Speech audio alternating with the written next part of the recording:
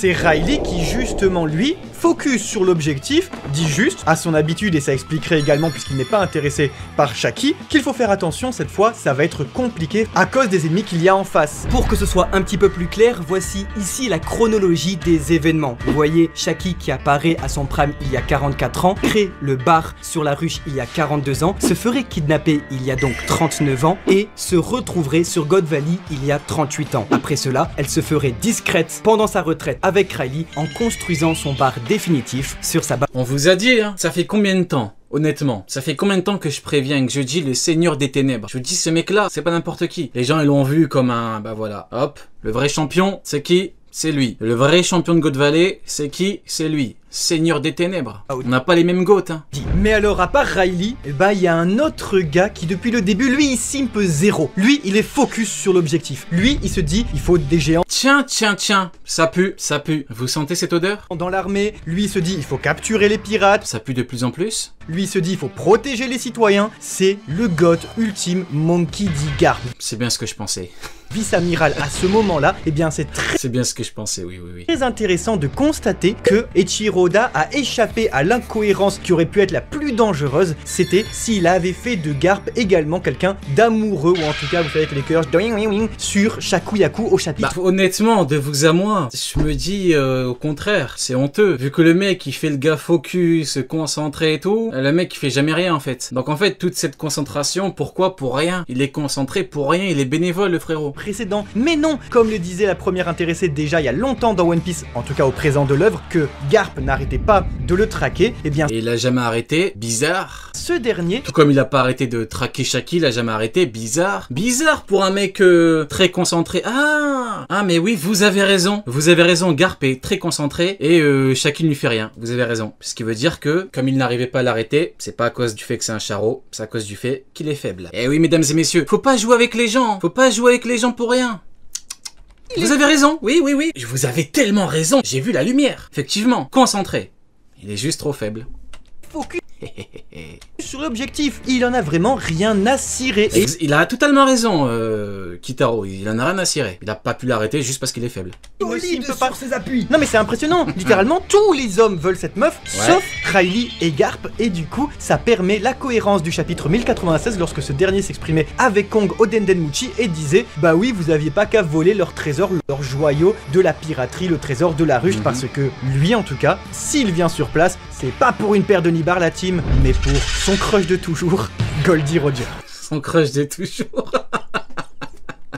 Oh merde. Oh putain, Garp. C'est comme ça. Attends, c'est lui qui l'a dit, hein. C'est pas moi. Place, c'est pas pour une paire de nibards la team, mais pour son crush de toujours, Ah ouais.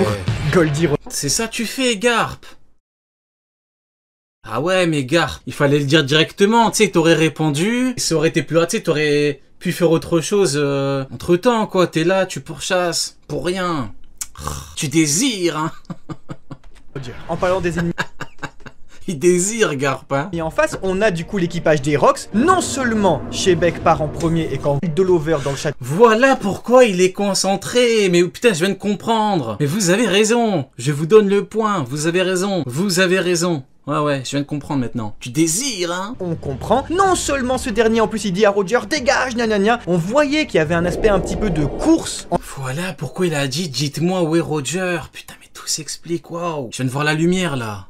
Entre les deux, mais surtout vient ensuite la discussion qui pouvait essayer de nous mettre sur la piste que depuis le début Eiichiro Oda parlait bien de Shakuyaku, c'est que en effet, lorsque Barbe Blanche parle de son capitaine, il dit « Ah non, Shebeck va oublier l'objectif principal ». Et là c'est une dinguerie, c'est une dinguerie puisque si l'objectif principal c'est Shaki, alors en conséquence, Miss Tussie Buckingham, qui est, on l'a vu dans ce chapitre, elle-même amoureuse de Barbe Blanche, dit « Oh non, tu vas pas t'y mettre toi aussi ».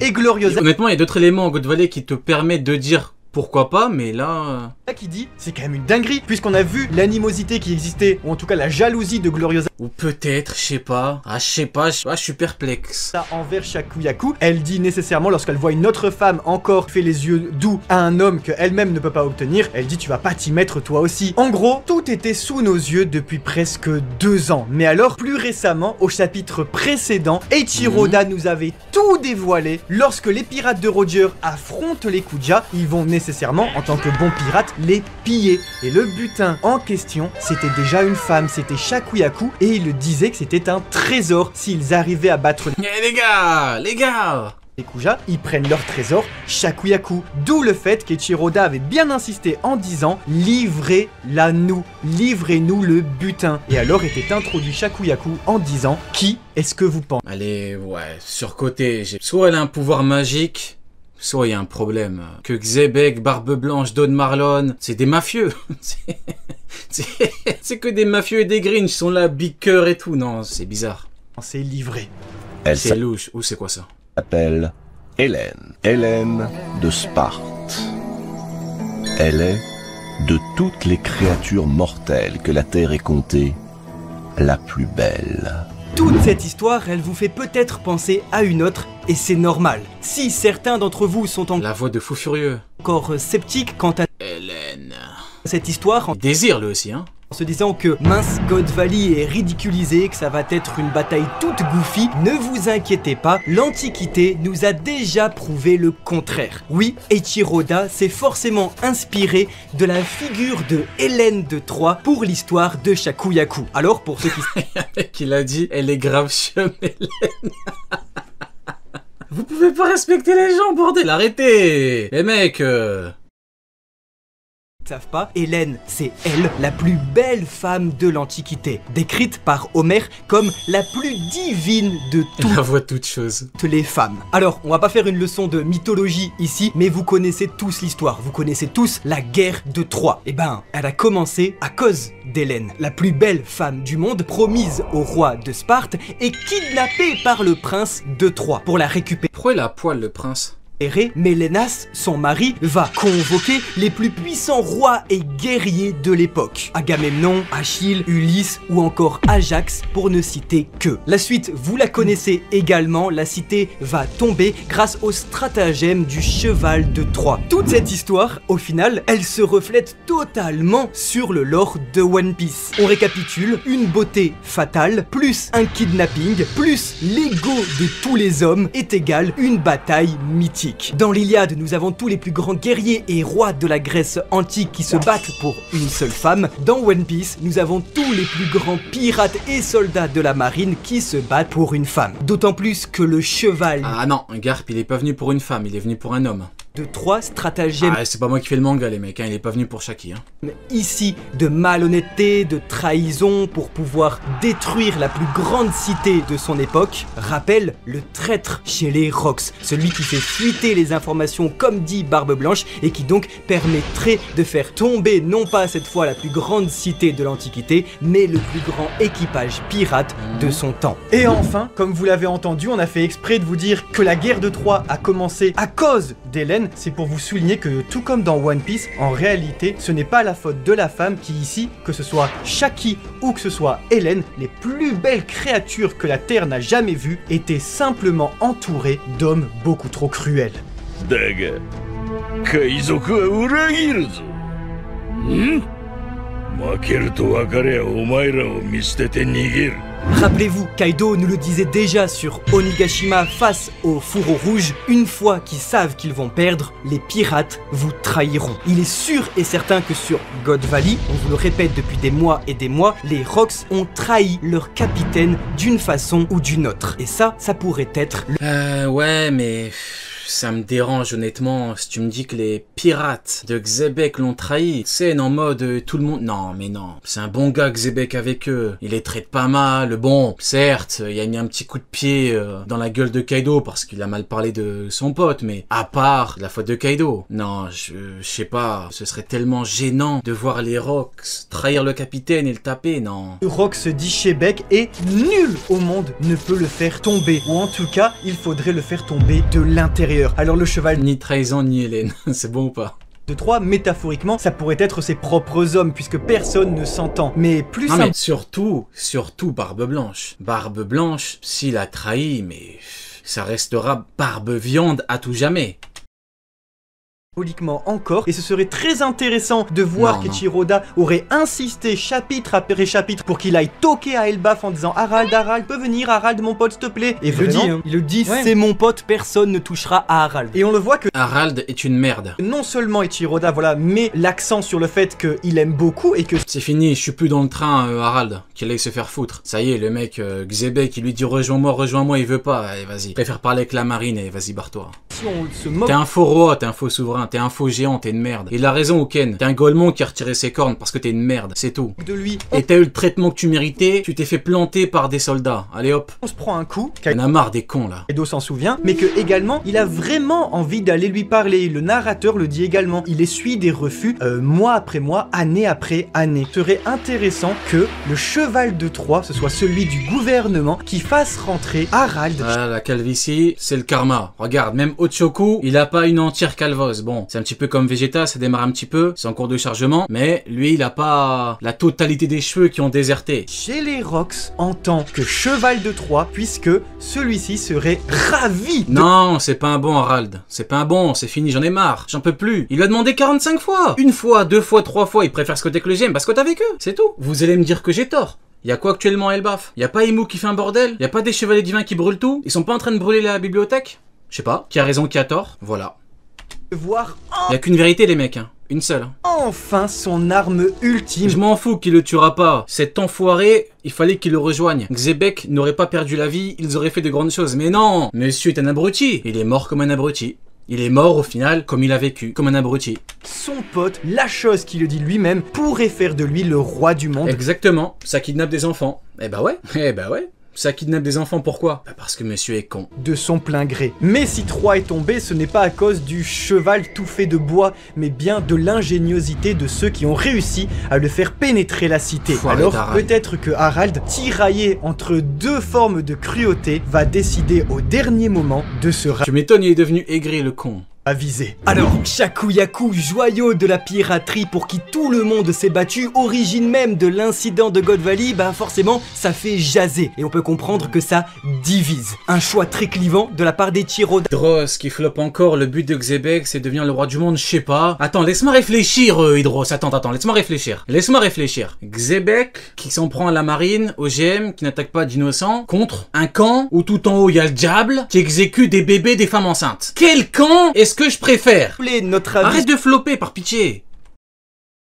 sur le sujet, je trouve que c'est une excellente idée. Déjà, pour montrer que depuis des années, Eiichiro Oda préparait la chose et nous montrer qu'en fait, un joyau, c'est pas forcément matériel et moi je suis rassuré. Je suis très rassuré que l'incident de God Valley n'était pas pour un énième fruit du démon légendaire ou de je sais pas. C'était nos théories, hein, bien sûr, comme quoi vous voyez que quand nos théories se réalisent pas, on n'est pas déçu, au contraire, on est même... Oui, il a frappé un gosse qui a trop parlé, oui, il a frappé Loki qui a trop parlé, oui, mais je préfère un mec qui corrige un garçon qui lui manque de respect devant ses hommes qu'un camp qui exécute des bébés. En fait, on me demande de choisir. Le but de l'échange là, c'est quoi? C'est un choix. T'as le choix entre A et B. Je dis pas que Xébek est parfait, non. On a le choix là. A ou B. Je préfère A. Xébek. À vous de choisir. Chacun est libre. Rassuré. Et je suis vraiment content parce que c'est très original. En plus, c'est marrant, faut le dire. Ouais. C'est toujours dans l'esprit d'Eiichiro Oda, dans un truc goofy que les hommes, ils simpent. C'est des pirates. Ils sont là pour la vie, pour... Barbe Blanche, hein. On l'a jamais vu. Bon, après, Marco nous a dit que Barbe Blanche était un homme à femme. Ah, il désirait, Barbe Blanche, il désirait. Tomber amoureux, pour faire des trucs, pour naviguer, c'est la liberté. Et du coup, être à fond sur une femme, c'est exactement ça. Le plus beau des butins, j'arrive pas à savoir si c'est méga sexiste ou méga rigolo, mais en... Méga sexiste? Le plus beau des butins, j'arrive pas à savoir si c'est méga sexiste ou méga rigolo, mais en tout cas, de l'autre côté du gouvernement mondial, c'est aussi la meilleure récompense de gens qui continuent l'esclavage moderne. Donc c'est vraiment très cohérent, comme Télérama, j'ai adoré, j'ai détesté. Dans un premier temps, j'ai adoré parce que c'est l'équivalent des chara-design chez Eiichiro Oda. J'ai lu le chapitre, j'ai fait... Oh, c'est nul. Et très rapidement, ça monte dans la sauce et je me dis, oh c'est marrant. Et puis surtout, on s'en souviendra. Et même, c'est un... Ouais, je comprends ce qu'il veut dire. C'est comme moi, au début, je suis choqué, puis après, je dis pourquoi pas. Donc je comprends ce qu'il veut dire là. Intelligent, très intéressant. Donc ça, moi j'ai trouvé ça très top. Télérama, j'ai détesté. C'est pas Toritoma. Très bizarre, en fait, de faire de la figure de Shakuyaku une sorte de martyr. Mais elle est là chez Riley, dans son bar, en train de fumer des clopes. Et on l'a vu. Et tout ça, ça s'est passé. Et la meuf était à God Valley. Et elle pourrait tout raconter. Toritoma, elle est morte, et je trouve que ça aurait été le statut parfait, et on aurait dit oh, putain, c'est pour ça qu'elle est morte depuis le début et qu'elle est capturée et tout ça. Également, ça décrédibilise un peu la figure d'Hancock, déjà considérée comme la plus... Quelques jours avant, ça disait Newgate, jamais Oda ne va la ridiculiser comme Roger. Ah ouais? Ah bah non. Bah non.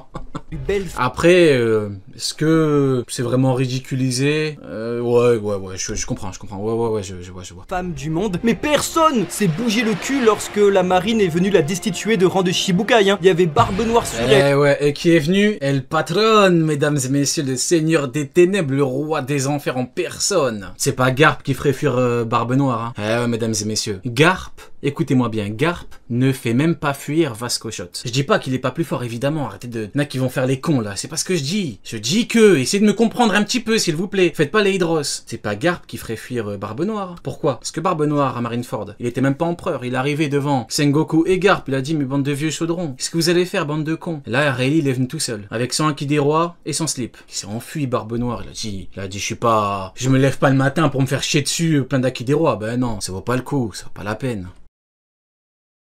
Il y avait toute Il a la reposé en coque, il est parti choper Kobe. marine sur elle, il y a pas un mec qui est venu pour la défendre Et comme puis, toutes les légendes N'empêche, Kobe, il allait grailler la foudre, là. Hein. Waouh. de la piraterie il y a 38 ans. Barbe- Sur elle, il y a pas Là, Kobe, il allait... Il était mort, hein. un mec Barbe Noire a sauvé la vie de Kobe, il faut le savoir, hein, mesdames et messieurs. Hein. tué de rang de Shibukai, hein. Il y avait Barbe Noire sur elle, il y avait toute la marine Là, il était mort, hein. C'était foutu pour lui. Là, c'est le coup pleine nuque. Et je reconnais le coup, hein. Là, c'est pleine nuque, là, il meurt, hein. sur elle, il y a pas un mec qui est venu pour la défendre Et comme puis, toutes les légendes de la piraterie il y a 38 ans. Barbe Noire, c'est le fils de Shebeck, et lui, on n'a pas vu des cœurs dans ses yeux quand il est venu Donc, la capturer. Hein. Voilà, c'était un petit peu en mode qu'est-ce qui fait de Shakuyaku une femme si spéciale alors que Ouais, elle a un truc, il y a un truc bizarre. Tout le monde, même Barbe Blanche.